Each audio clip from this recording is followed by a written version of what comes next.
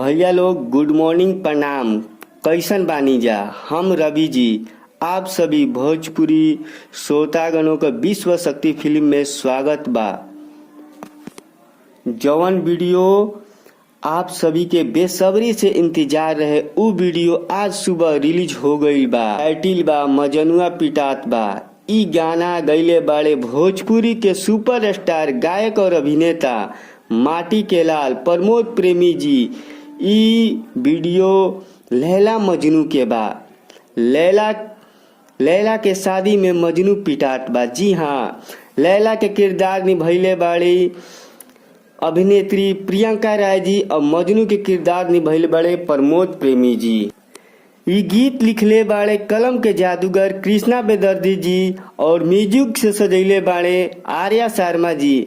Video direct कैले बाड़े Tinku Yadav ji. Super hit video बा।